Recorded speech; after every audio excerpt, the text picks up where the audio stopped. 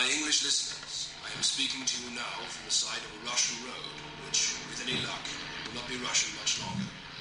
It is pouring with rain. My breath appears before my face like little clouds. But it is not of the weather or of any personal discomfort that I wish to speak to you now. On this Russian road I have stood and watched for the past 2 hours a long line of soldiers from Germany and her occupied territories march past on their way to the forward areas. At this moment, filing past are the men of the English regiments, your husbands, brothers and sons. As I watch them, these brave and hardy soldiers, each with a silver eagle flashing at his breast, my heart fills with pride. I am proud that I, like the English soldiers before me, am playing my small part in the great war machine of Germany, the unstoppable fighting force that has liberated Western Europe and now finds itself here, barely a heartbeat from Moscow.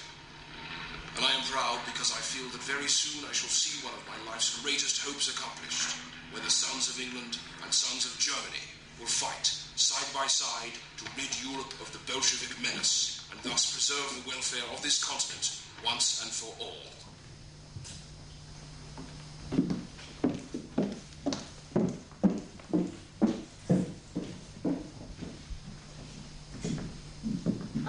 Excuse me? Hello? Hello? Hello? I was wondering if you had any rooms available for tonight. No. No room, sorry. It's just I was told I could stay at the vicarage, but, well... Who told you you could stay at the vicarage? Sorry, I'm Peter Wharton. I'm the new vicar for the village. Oh. Constance Pettigrew. Well, lovely to meet you, Constance. Sorry, we're at a bit of a loss here. So the new vicar, you say? Yes. Where have you come from, then? From London. London, yes. London. Bit of a mess at the moment. That's what we hear. Yes, and I'm recently graduated, as it were. You know, going out into the wide world. I see. Yes. So you're a man of the cloth? Well, the best of my ability. And I'm looking forward to working with the community. Are they conducive to religious counsel? It depends on what sort of man you are. Of course. The last vicar were quite a man, if you know what I mean. Well, I... Big shoes to fill is what I'm saying. Well, I don't know much about him, except as I told No. Well, why would you? Of course, why would I?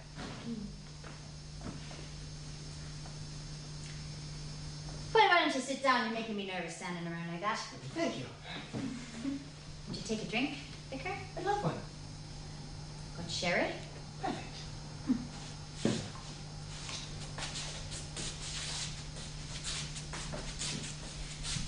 So you met our Harriet, did you? Yes. I mean Harriet? The schoolmistress. Oh, yes, I met Miss Martin. She gave me directions to the vicarage, which turned out to be rather a more eventful trip than I was anticipating. It's crawling down there, isn't it? Yes. Chased off at gunpoint. A bit terrifying. Ah, you get used to it. Yes, I imagine you do.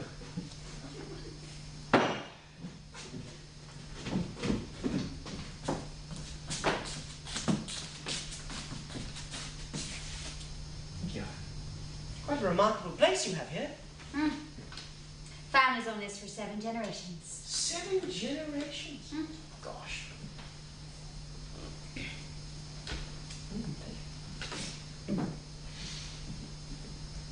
Well, that'll be 6 Oh! Of course. Yes, right. Stupid of me.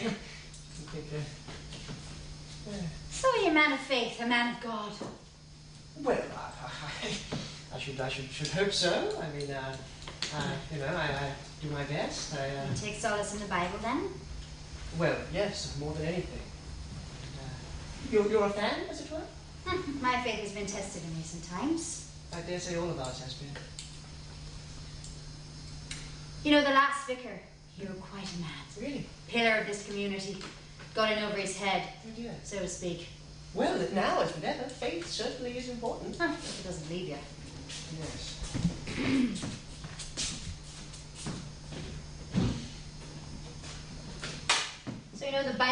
me then? Well, I am a vicar. To know the book isn't... Well, not all vicars are the best of men. Very true. Most of them do know the Bible. I suppose. Well, vicar, maybe you can give me some words of wisdom. Some inspiration. Ah, from the Bible. It's just I haven't anything prepared. How well? No,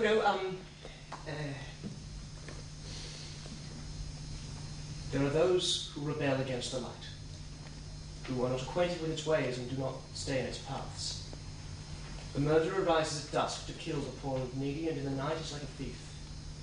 The eye of the adulterer also waits for the twilight, saying, "No one will see me," and he disguises his face. In the dark they dig through houses. By day they shut themselves up. They do not know the light, for deep darkness is morning to all of them. And they are friends with the terrors of deep darkness. You know it. It's one of my favourites. Really? Reminds me of when I were a child. Yes, I had a suspicion you would like that. Suspicion?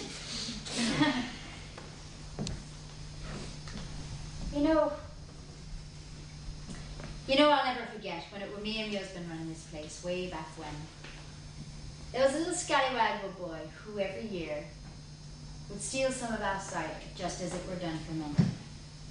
Well, he never knew that I knew, but I did. And I knew it were him, but I could never prove it though. Anyway, one year he decided to bring his little sister with him on his way down into the cellar. She must have tripped or something because she made a little squeal. The same one she used to make when brought past old Patrick Marlowe, who used to sit in that seat, right there. And by the time I got down there, he'd finished getting young Aggie out the window, but I had him by the collar before he could get out himself. Oh, what happened next? I think you can remember. You gave me the thrashing of my life. Bloody right. Almost.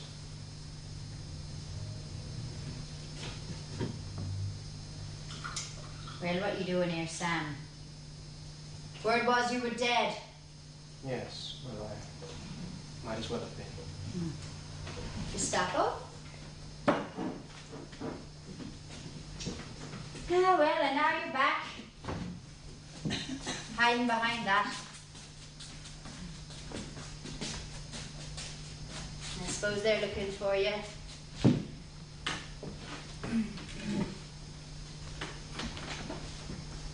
I've never known you so quiet and all. Well, maybe I've learned when to keep my mouth shut. But what are you doing here, Sam? Here to see Aggie? Harriet? No. Here to play guardian angel, is that what you're... No. There was a raid. We raided... It went wrong, and I was captured. Before I could... They told me things I couldn't possibly think true, to get me to talk. I knew they were lying. I never gave them my name, and they were never able to identify me. But you had to come back and find out for yourself. I've seen Harriet. She seems all right, considering. We'll make sure the rest of the family is okay, then I'll be gone for some time.